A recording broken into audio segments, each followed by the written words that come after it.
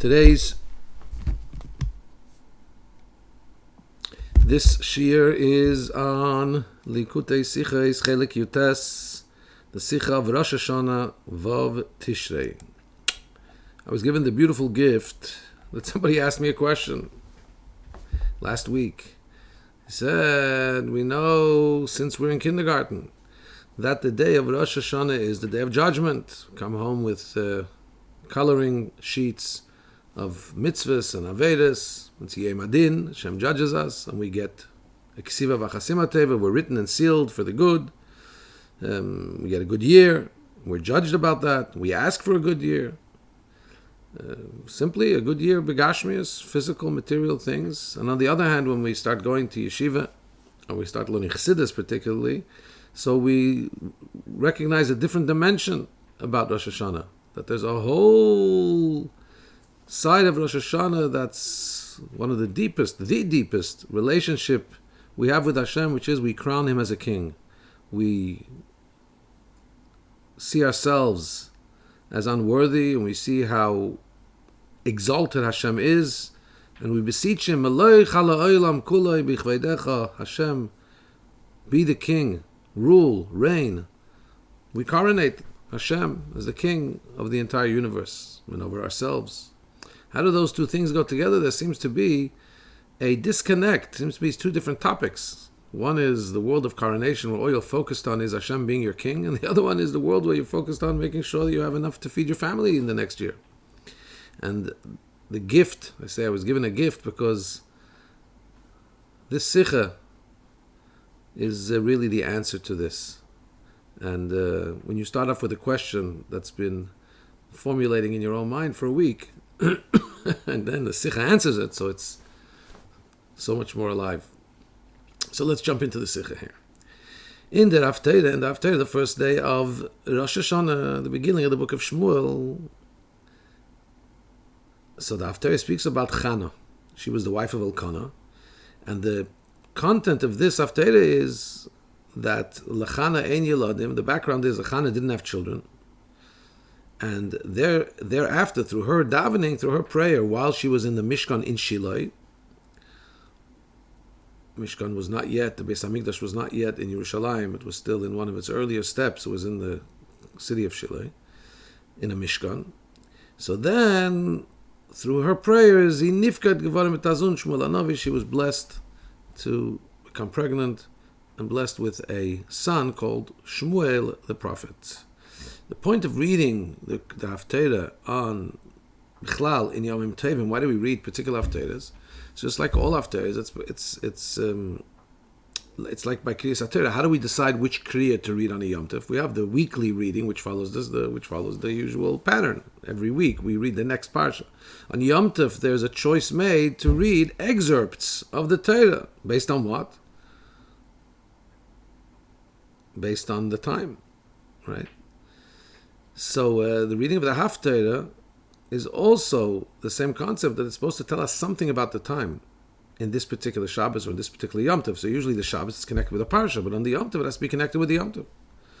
So similarly, even though that the simple reason why we say this Haftarah in Rosh Hashanah is because Chazal tell us in Masechta Rosh Hashanah that Chana was answered on Rosh Hashanah. Literally the Lashon is that the Chana of Hashem, Chana is nifkad gevam Rosh Hashanah. Chana became remembered, or became pregnant, or it was decreed, as Rashi says there, decreed upon her that she will become pregnant that year. She was answered on Rosh Hashanah. So that's the simple reason why we read the Haftarah, because the action happened on Rosh Hashanah. However, obviously the Haftarah, says the Rebbe, also contains within it teachings about the Avodah Vayid on Rosh Hashanah, and many teachings in general. The Rebbe quotes here, the Gemara in Berachos, it says that there's Kama Hilchasa Gavravsa Ika Lamashma Mehani Kroy Dechana. There are many halachas regarding Shemona Esrei Bichlal that we learn from this story about Chana. One of them being that she spoke, but the words were not audible. That's the basis of our saying the Tfilas Amida Belachash. In some places, you'll actually hear people refer to the the Shemona Esrei, the first one, as Tfilat Lachash. We say it softly. We learn this from the Tefillah of Chana. So there's many things we can learn regarding Rosh Hashanah and in general, this Haftarah. So since the Aveda that brought to the remembering of Chana, of having her answered by Hashem, which that's the main point of this Haftarah in connection to Rosh Hashanah. Right? Because we're davening to Hashem. Hashem should answer our prayers. And we're speaking about a case where the person's prayers was answered in the most significant way. She was blessed with a child. And that happened on Rosh Hashanah. So since the basis for her being answered was her tefillah in Shiloh, it makes sense to say that the main teaching of the Haftarah about the Aveda of a Yid in Rosh Hashanah is got to do with the tefillah of Chana. In other words, especially here, the Rebbe says, according to the opinion that the Shalah brings, that also tefillas Chana was on Rosh Hashanah. See, what the Gemara says, Vashem Poka, that Chana was nifkeda, it could mean that she was answered, either she became pregnant on that day, or Hashem decreed that she would become pregnant throughout the year.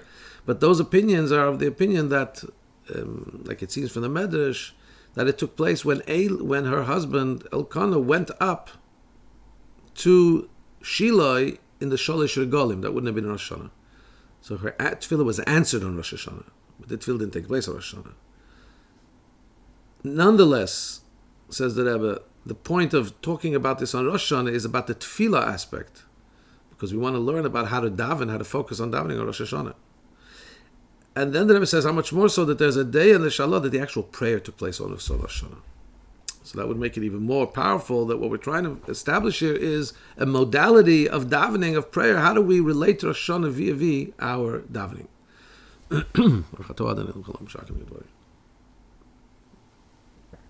Base. We'll understand this by first prefacing an explanation about the tefillah of Chana in general. The story goes that Eli HaKohen, and many opinions are that he was the Kohen Gadol, he assumed that she was a shikoira, she was drunk. Why? Because she was praying in a way that was apparently unusual at the time.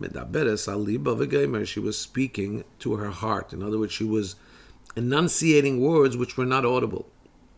Therefore, he tells her, Ad mosai tishtakorin, how long will you be drunk for, standing here inappropriately, in other words, in the Mishkan?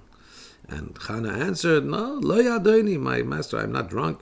I've come here to pray. I pour my heart out before Hashem, and so on. Now we have to understand, there's some questions on this. How could it be that Eli HaKohen should make such a radical mistake? I mean, akotza. Instead of recognizing that she was a devout lady, davening with an outpouring of his soul, he didn't just think that, he thought that she's drunk. These are two extremes. How did he make such a radical misjudgment? Beis, even if we can find an explanation what made Eli have the mistake, and the Rebbe quotes here various Mefarshim that discuss how did he come to have such a mistake, what was he misreading. Still, we don't understand, why does the Torah tell us about this misjudgment? We know that there's a rule that afilu bignus behemot and meo leidiberakoso, even to speak about a non-kosher animal in a derogatory way, the Torah doesn't speak. In the story of Noach, the Torah makes extra words to say that any animal that was not tahor, rather than saying any animal that was tameh. So how much more so, and lahavdil, to separate by infinite separateness, how much more so when we talk about Eli HaKohen? Why are we describing him in an unfavorable way, that he misread the situation? Gimel, since Eli thought that she was shikera, so what should have been his line of action? Why does Eli wait till she finishes? As Rashi explains, when it says in the pasuk "Ve'eli shomer espia," means Eli waited for her to finish, and then he had this interaction with her. He told her, "Why are you here? You're drunk." He should have right away interrupted her and made sure that she would be led out, escorted out of the house of Hashem. Call insecurity. There's somebody inappropriately, finds himself in the Mishkan, drunk. Call insecurity. Why does he wait? So, Gimel, from this all, it's imperative to say, we understand that Eli didn't think her a drunk in the literal sense of the word. We're talking about, he called her a drunk, he meant that you're praying drunkenly. In other words, since the Tefillah of Chana was in a way of hirbis al ispal, she davened with such intensity. So that's a tefillah that's more than the norm. And that's not a good thing when you're standing in the house of Hashem. He perceived it as being inappropriate.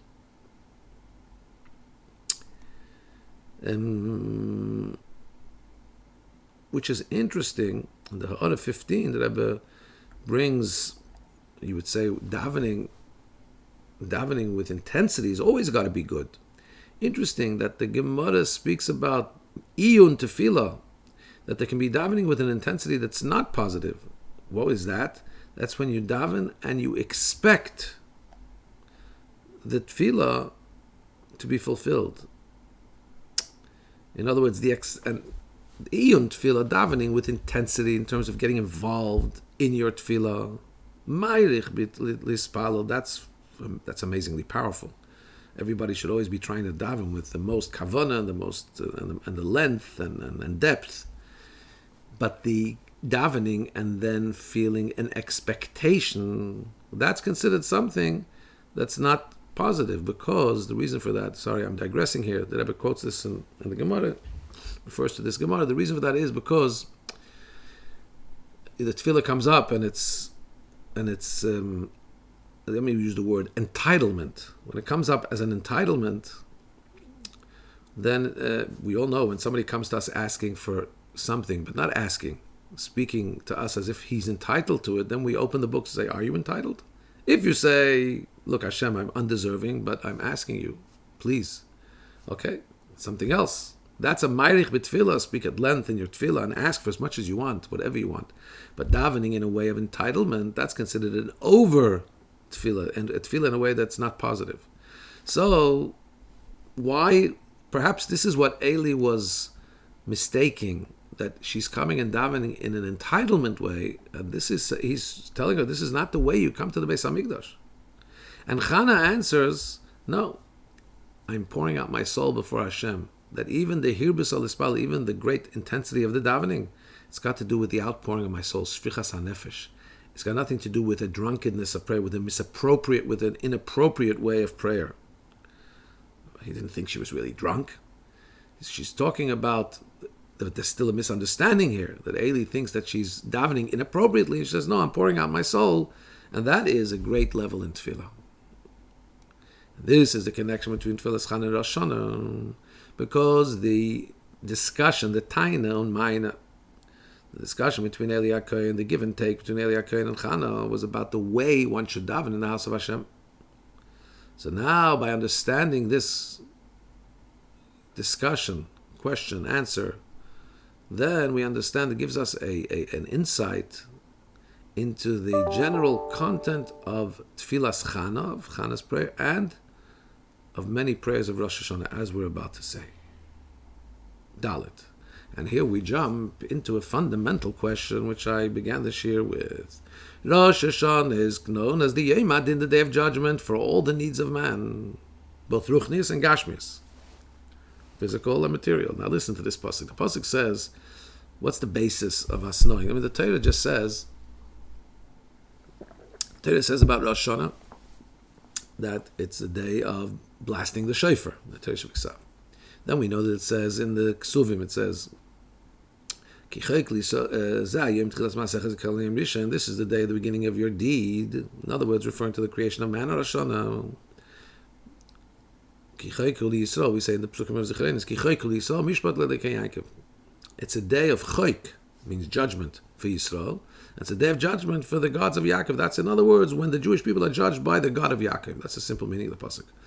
Says the I think the Gemara says, Chayk li Yisrael. Chayk, the word chayk is not just judgment, but it's from the expression of hatrifeni lechem chuki.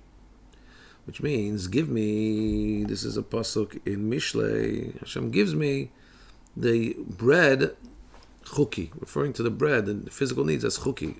In other words, an allotment. So the word chayk now refers to the din of mishpat, not just judgment, but the judgment about mezonos, about sustenance, about food. But food is a cover word for all the needs, physical, material needs of man. So that's one thing that happens at Rosh Hashanah. Judgment on the physical allotment, the materialism that a person will get throughout the year. And then there's also a continuation of that pasuk, which is Mishpat Leilokei Yaakov, which we would translate literally to mean that it's a time when the God of Yaakov judges Yaakov. Says the Pshat that that's also when Hashem, this is in the Kutitera, I think they're maybe quoting it from also the Maimer of Shin Yud. This is when Mishpat Leilokei Yaakov, there's a judgment, how much Elokei Yaakov is going to get. In other words, how much Gilu Elokus ben Nafshay, how much revelation of Hashem will be in the nefesh of Yaakov. In other words, this is, if you've never heard of this, you're going to be very, very enlightened here. You think if I try hard enough, I'll feel spiritual. The fact that I don't feel spiritual is because I never tried. You have to realize that even the feelings, the gift of feeling Hashem, of having a revelation of Elikus in our soul, this is also something that Hashem gifts us. So of course we have to try and persevere and work. But we daven, and this is something we daven for, that Hashem allow us to have a gilui. So therefore this is happening also on Rosh Hashanah. And that's why we daven on Rosh Hashanah for two things. We daven for the tefillahs, we daven for banei chayim mezeinah, for children and having children, achas for children, chayim for life, for health, mezeinah for sustenance, for food, and for all our other material needs. And also we daven for atzlacha, for success in matters of ruchnias. However, on the other hand, so that's all it seems to be self-centered. We're davening for all our needs. Hashem wants us to daven for our needs. On the other hand, we know that the nekudas aveda, the nekuda of Rosh Hashanah, and the ikar of aveda is tefillah. The nekuda of aveda of Rosh Hashanah is in being machtir Hashem as king, is in the coronation. As Chazal say, shetamlichuni aleichem, the main focal point of Rosh Hashanah is to coronate me upon yourselves. And as we say in the central tefillah of Rosh Hashanah, the tefillah that runs through all the tefillahs, which describes the theme of Rosh Hashanah, Meloich ala olam kuloi bichveidecha. We daven to Hashem, rule, reign over the entire world with your glory. And then the central Baruch Ato Hashem that describes Rosh Hashanah is Melech al kol haaretz, Mekadesh Yisrael v'yem hazikaron. And Melech al kol haaretz, you are the king of the entire world. And so on. That's the theme of Rosh Hashanah. What's the avodah of Achtoras HaMelech, of coronating the king and accepting his supreme majesty, his rulership? It comes through a expression, through a tenua of bitul betachlis, of total subservience, through the fact that a person subdues himself totally under the reign of the king, to the extent that he feels nothing of his own desires. That is truly the avodah that elicits Hashem to be a king over us. And this bittul is what achieves. How do you proclaim the king? You proclaim the king by the king seeing that you're a subject. You're totally subservient to him. That arouses within the king, in a physical king, it arouses feelings of exaltedness, which allows him to rule. Hashem is exalted, but it creates a relationship. He's exalted now over us. We crown him over us by total subservience. And those are two opposite things, says the Rebbe. When you stand in a state of total subservience to the king, you're not able to think, definitely not to ask about your own needs. You can only talk about your own needs when you have your own desires. When you're in front of the king, you're totally subservient. And that is even if we wanted to talk about spiritual needs. How much more so when we talk about gashmis dika bakoshes, talk about physical requests, which about that's the Iker Din of Rosh Hashanah, as is spoken in Hagos Maimines. And we have this, so there's a very well oft quoted in Chassidus, Rebbe quotes this many times, that the Hagois Maimonides on the Rambam, he writes that the main din of mishpat of Rosh Hashanah is actually on our physical allotments. So, square brackets here. We know what it says in Tikkunei Zohar, says the Rebbe, that those that ask b'yom Kippurei on the days of atonement, seems to be, maybe this means also the days of atonement, maybe, I'm not sure, maybe Rosh Hashanah, Yom Kippur joined together. Those that ask on those days of atonement for mezoina, sustenance, slicha, forgiveness, kapara, atonement, v'chaye, and life, kasveinu l'chayim, they're saying, write us into the book of life. Those that are asking for those things, says the Tikkunei Zohar, those are like dogs, klavim, that scream, have, have. Have, have, give. Have means in Aramaic, give. They don't think about themselves. You're standing in front of Hashem, you're saying, give. That's a dog. You're not thinking about the Shekhinah. You're missing the point. You're standing in front of the Shekhinah. You can't even think about yourself. On the other hand, one second, these bakoshas about our human needs, they're in the Nusach HaTfilah. They're put in to the nusach of the tefillah through Chazal. We didn't make up the davening. It wasn't written by some uncouth, insensitive people that didn't know the Tikkunei Zohar. Fakert, we read from what the holy Anshe Knesset Agdola and so on wrote, and our sages wrote, and they explained to us that this is the time we're supposed to ask for our requests to be fulfilled.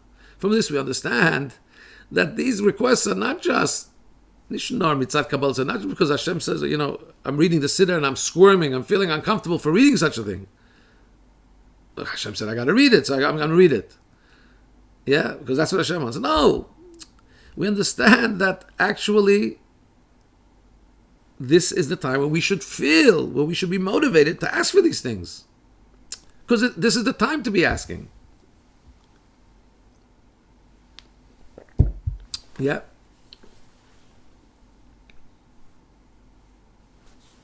It's not in other words, this is not just look, we have no choice. We got to ask. This is the time we got to ask. We don't want to ask. No, this is the time we're meant to be motivated to ask. In other words, says the Rebbe, from one side, you have to want and intend in this part of davening that the Eibusher should give you all your needs. And on the contrary, says the Rebbe in Ara 25, the main mitzvah of davening is to ask for what you need. So that's what you're doing in Rosh Hashanah. But for that, what do you need? You have to feel yourself. You have to feel what it is you need. At the same time, you have to also be totally consumed, be totally enveloped in this feeling, in the mission to create Hashem's majesty, to coronate Hashem over yourself. To coronate Hashem, you need a total bittul, you need a total subservience, which means you don't have a mitzias. I'll give you a story, a well-known story. There was a chassid who, it's a standard template of when chassidim would go to the Rebbe in Chabad. So stand in front of the Rebbe with a shopping list, say, what I need this, I need that. All of a sudden, even if you prepared one in advance, you forgot about that. Standing in front of the Rebbe, the total and vast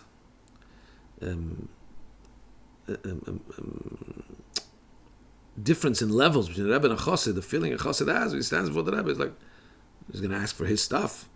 He doesn't even feel himself at that time. In other words, this is a reality. You're standing in front of Hashem. You're going to ask for your stuff, and not just feeling like, oh, what should I do? I have to ask. Hashem told me to ask. No, but Chazal want us to actually daven with heart. We're praying for our things. How do we understand that? So L'chaira says the Rebbe, this is not a question just for Rosh Hashanah. Hey, this is a question every day. You get to Shemona Esrei, so the whole experience of Shemona Esrei is that you daven like standing before the king. There are many halachas that tell us about this. When you stand in front of the king, you can't move. That's why we stand in one place. We don't run around when we say Shemona Esrei. We stand in one place. We stand in front of the king. Till we even find the Gemara says that when someone is standing in front of a king, there's a concept that machve b'moche, kami malka, if a person even makes a movement, a hint of something in front of the king, that's something that there's capital punishment for by the king. To put it in our times, imagine somebody checks his WhatsApp in front of the king. On the other hand, every Yid, so Shemoneh Esrei is this total subservience daily. On the other hand, the nusach for every single Jew, doesn't matter if they're tzaddik or not a tzaddik, the nusach HaTefillah is the 12 middle brachas, which is all about asking for what you need. So that's a question every day. Why are we just asking this about Rosh Hashanah? However, there is a difference. Why? All year, after we coronate the king, so then Hashem is a king. It's not about, we're not always standing in a state of coronation. That's a once-a-year process where, as Rosh Hashanah comes in, Hashem, so to speak, withdraws his inner desire for the world, and we have to reestablish that by eliciting within him, so to speak, the desire to rule. That's a coronation process. Coronation doesn't take place all the time. After the king becomes a king, then the king conducts his state affairs. So then the bittul of an ongoing kingdom is that there's needs, that there's subjects, and the king provides the needs of the subject because he carries out his agenda through that. When you stand in front of the king, at those moments when you're getting instructions or you're standing in the king's presence, so then the whole feeling there that has to be projected in the language and body language and experience of the person is that everything you're dealing with, it's all the king's. But then you leave that state. So this is not, in other words, you're not standing in a constant state like that. The king understands. He wanted you to go out and do your business and then come and stand in front of him, report back and ask for more in the context of there being nothing but the king, but fulfilling the king's agenda. However, that's not Rosh Hashanah. Rosh Hashanah is like the, should I call it the brain surgery? It's like the head of the year. It's like being machted. Rosh Hashanah is about being machted, about coronating the king. When the coronation takes place, there's no needs. That's when the king is exalted from thinking about the nitty-gritty, about the actual implementation of his kingship. That needs a deeper, greater bittul. A bittul betachlis, where there's no other thing other than the king himself. The world, this is being recorded in the end of Tafshin Pei Beis, September of 2022. And there was just recently a coronation of a king in Hashgacha Pratis, it would seem. The days of Elul, the world was busy talking about coronating a king in England. And the pomp and the amount of money and everything that was spent, because although today there isn't that feeling, the king doesn't really have that kind of power. There's a government, and he doesn't have the power of life and death. He works within a democracy. I'm living in Thailand. I could talk about kingship, but Thailand is one country. The world was, and indeed, when the transition from the old king to the new king, we saw this. I went to see it with my own eyes. I went to the coronation, to one of the processes of the coronation where the king walked through the street, and I was not allowed to sit, not on a chair, to sit down, on my backside, on the asphalt. They allowed us to bring a piece of cardboard to sit on, but nothing of elevation. The act of, now that's not the feeling that we have when we walk around the streets now, although it's still a kingdom of Thailand. But the actual active coronation is a time where what the feeling is, the activity is bittul. So, but this is Rosh Hashanah. That's the whole experience of Rosh Hashanah. So how in that same time can we ask the king about our own needs? You understand? Shemoneh Esrei is station identification. You get an audience with the king, and then you go out and do what the king wants. Of course, you come and you say, King, I'm all yours. I need these and these things to carry out your mission. But Rosh Hashanah seems to be all about just establishing the king. How are we asking about our own stuff? We're not here.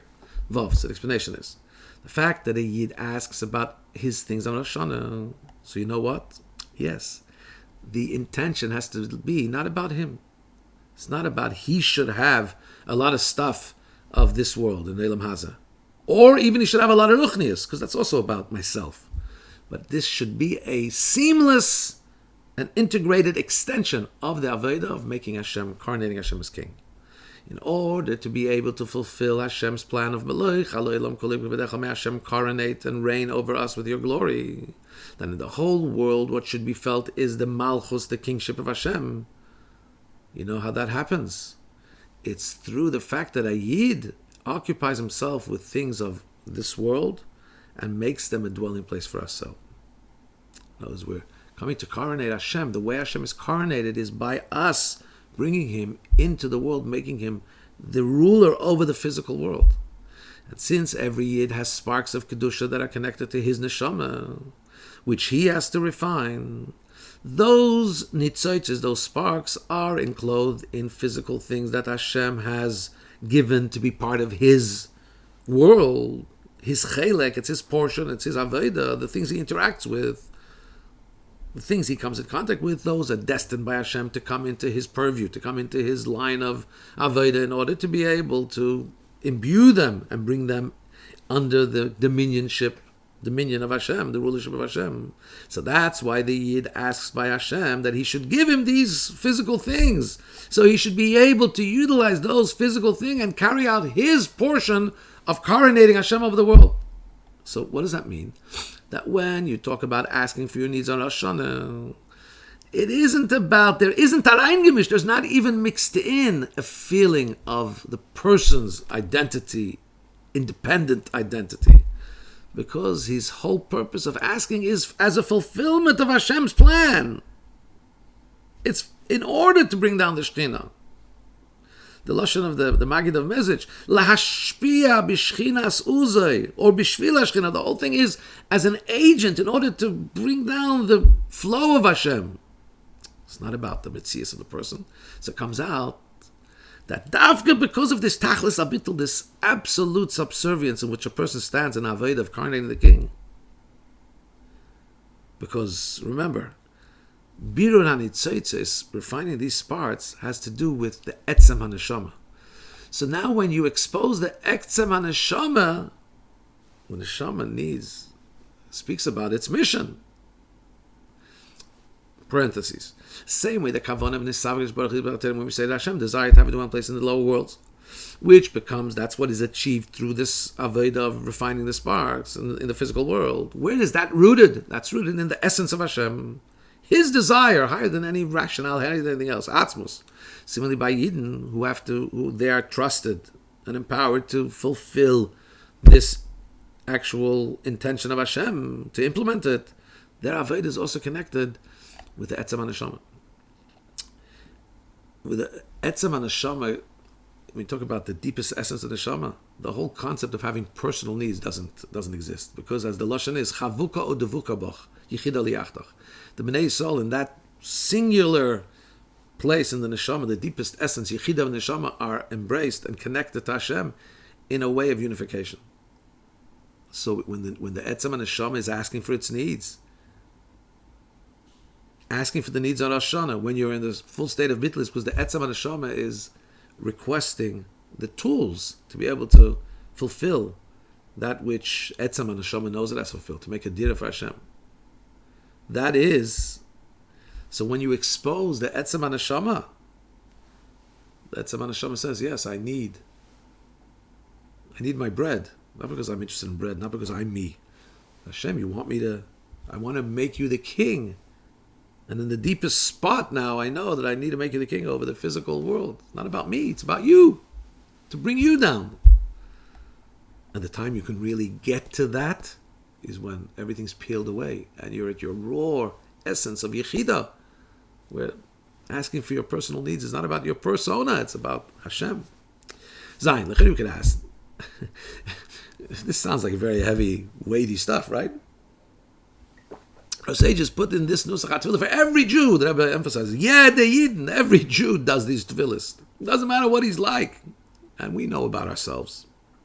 Your Danish Benashah person knows himself that when he's asking for physical things, or even for spiritual things, it's not just to be able to fulfill Hashem's kavan, Hashem's intention. But, in brackets, the Rebbe says, at least there is also, even if it's not fully self-centered, but there's some aspect that the person feels that he's in need, he's in a meitzar, he feels the stress, how's he going to pay his bills? And he wants that Hashem should take care of his needs, the person's needs, not just Hashem's needs. He says, Hashem, please, from your full hand, and give me archava, broadness. On the contrary, the mitzvah, as we know, the mitzvah of tefillah is that you should daven when you need something, and the full fulfillment of tefillah, the mile of tefillah, is that you actually change the reality. That the person was sick, God forbid, you prayed for it to become better, it becomes better, and so on. Things grew, and you had parnasim. So when we're talking about, so you see like this, as humans, we have the capacity more to live in extremes. If you wanted to say that on Rosh Hashana, a person should totally obliviate himself from anything physical. He should forget about physicality. His whole Aveda should be just focusing on Hashem. Tamlichuni aleichem. To accept the yoke of heaven. So that would be no question. Because since this is a time where we know, in Kabbalah it says it's Kiruv HaMoiran, it's this whole 10 days, a time when the luminary, Hashem's presence, the source of light, the luminary, is close to the spark. So in other words, Hashem projects like as if the sun would come down to the ray of sun. The ray loses identity. So we understand that when there's such a great revelation of Hashem to the Yid, so the Yid becomes aroused with a hazoza atzmis, his essence. He has an existential shake-up, so to speak. He wants to become closer to Hashem.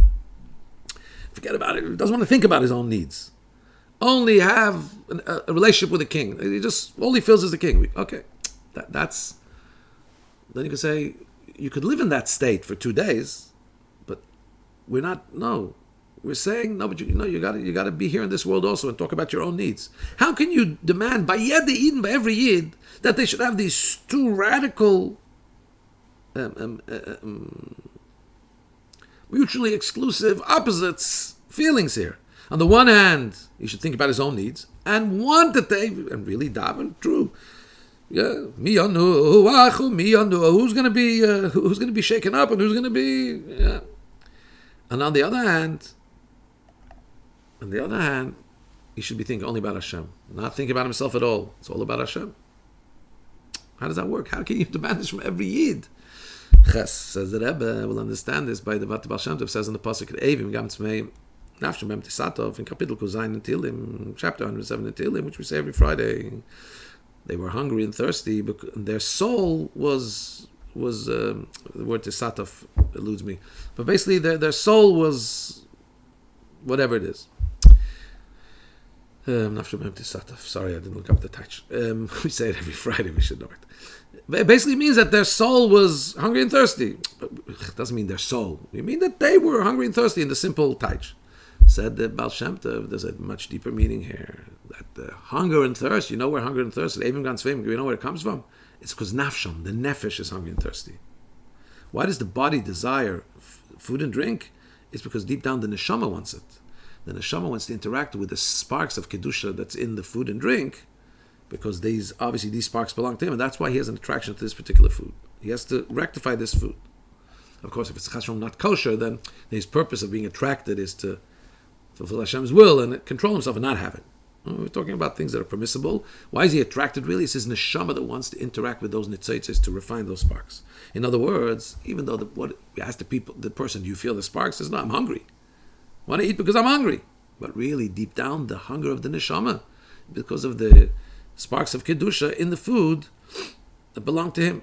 Similarly here, the fact that a Yid is asking Rosh Hashana and pleading on Rosh Hashana, he really means it. That Hashem should give him his physical needs and his spiritual needs, even though externally it's because, hey, I want to make sure I pay my bills. I want to have kids. I want to make sure everybody's healthy. I want to, it's about me. No, but the emes and pneumius, the truth of the shvichas hanefesh, of this outpouring of soul, is really, it's like the hunger of the neshama. It's in order to fulfill Hashem's desire, to make from the physical things a dir of Hashem. That's the subconscious, the deeper strata of the inner neshama. It's happening by every Yid. Adrabah. The fact that you see that Yidden, are aroused when they say Nesana Tekef. And the Rebbe says, jumps to the end of Nesana Tekef. If you'll notice in Nesana Tekef, there's a part that's very emotional, the Nusach that the Chazonim sing. It's very emotional. And God forbid, who's going to live and die, and who's going to die in this way or that way. Those are, we understand that shakes a person up. But we also get very emotional. There's a latter part of the Nisana Tekef, which is the tone is a little bit more, not jolly, but it's a little lighter. Miyanuach, who's going to be settled. Miyanuach, who's going to have to be, moving from place to place. Miyishak, who's going to have an easier life. It's not about life and death, but who's going to be, who's going to have their physical, their needs in a way of wealth, who's going to be, God forbid, poor, and so on. But you see that even in that, he didn't say the whole Nisana Tekef, dealing with their physical needs, of course, life and death, but even to those physical needs at the end, they say from the depth of the heart, more than they say it is when they speak about coronating Hashem.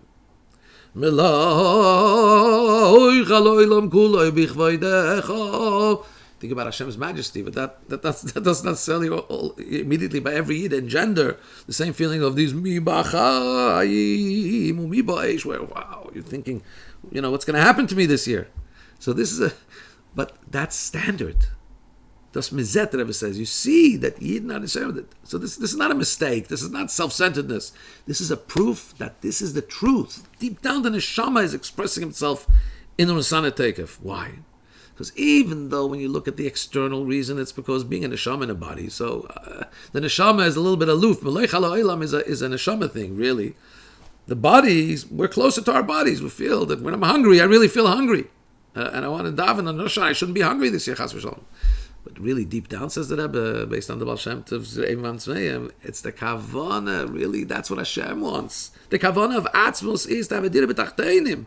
And therefore, it also pervades a Yid to the extent that his etzem hanefesh is crying out to be able to give him the tools to make Hashem's dwelling place. That's what Hashem wants. And that's why he gets excited and aroused, after by the bakoshes, by the implementation of Hashem's supreme reign. Because Bipnimius, why is he getting aroused? He thinks, well, because I want to make sure I live. What's your neshama screaming out? The neshama is having a hazaza atzmi. The neshama is having an existential shake-up, let's call it, to fulfill Hashem's desire, to make the world a dir for Hashem. Unbelievable. The Rebbe now bequeaths, gives, exposes to every single Yid who comes to Shul, to daven, that really he's in sync on Rosh Hashana with Hashem's deepest level. We're talking about what the biggest Mekubalim and Rebbes, crowning Hashem. Every Yid's doing that, because that's really why he's asking for what he's asking. That's the existential reason in his neshama. It's nusach hatfilah for everybody. That's what's taking place. Unbelievable. So we could also say that this is the reason test. This is the reason Aveda, why they were kiveya to say the Haftarah Tfilas Chana Rosh Hashana, the davening of Chana. How does this come back to Tfilas Chana? And what is Eli saying? How long will he be drunk? The Taina of Eli was that when you stand in front of Hashem before the Kodshei HaKodshim, the Holy of Holies, there's one thing that you have to be interested in. That you're standing in front of Hashem. There's no room for asking Hashem for personal needs, for things of Gashmias. Even not such something so central, asking for a child. Especially not to daven in a way where you're here b'solis pashi, like you got overwhelmed with the tefillah, really got into it. That's shikrus. It's a form of drunkenness, says Eli. Yeah, for a good purpose, you have a holy desire, but hello, you're emphasizing your gashmis. You're standing in front of Hashem. You should be feeling Hashem more. And Chana answers, no, I pour out my heart before Hashem. It's not a drunkenness. It's not an overdone tefillah. God forbid, for my own personal desires. On the contrary, this is my va'esh b'chos nafshi.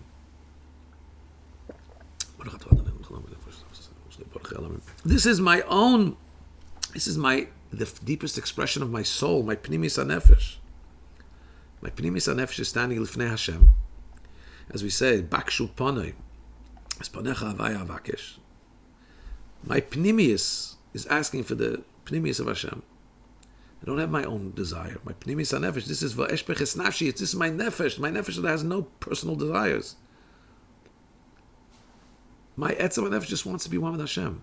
That's what's davening here, not personal desire.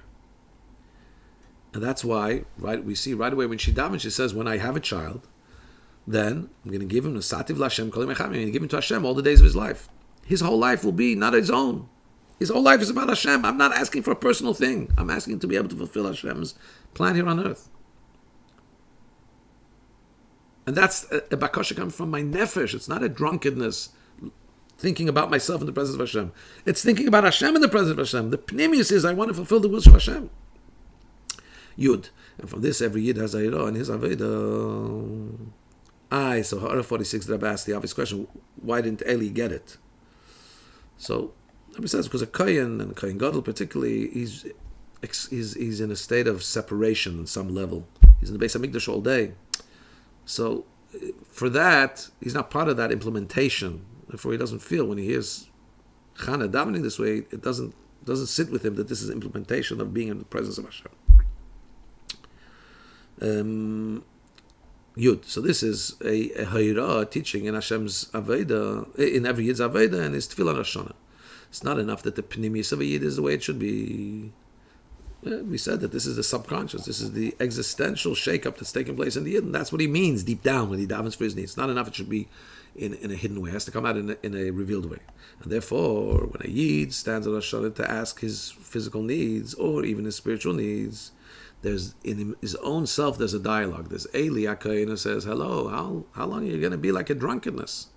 You're going to think now about your needs in Elam Haza, in a time when you're coronating the king? Nonetheless, he has to have the response of Chana in his own soul. He has to ask for those things. On the contrary, and not just ask because he's forced to ask. No, the answer of Chana is that by Yid, every Yid, even the one who's in the meantime just really thinking about himself, he has to realize that deep down what he's asking for is, it's an expression of Va'eshpech is naftu Hashem. It's really the depth of his neshama calling out to Hashem. And the depth of neshama is one with Hashem. One thing with Atzmos. The same way the answer of Chana totally answered what Eli had a question about. He accepted, yeah, you're right, Chana. And he gave her a bracha and a promise that that Hashem will give you the request you asked. Similarly, the Eibush will also be mali all the bakashas of Yad Yid for Hashana Teva Mesukah, good and sweet years. Simply speaking, in Teva Nirva Nigla, revealed good, Bonechayim Ezena, with children and life and Parnasa, Vikulam Revicha, all in a way of expansiveness. So we have the way that Rebbe brings seamlessly together the Hachtorah, the coronation of the king, which is all about Hashem, and the Yom Adin, which is that we're davening for our needs. And of course, once we're davening for our needs, so we're the day of creation of man, we're evaluated, what do we deserve, and so on. But this is the way these two things come together seamlessly.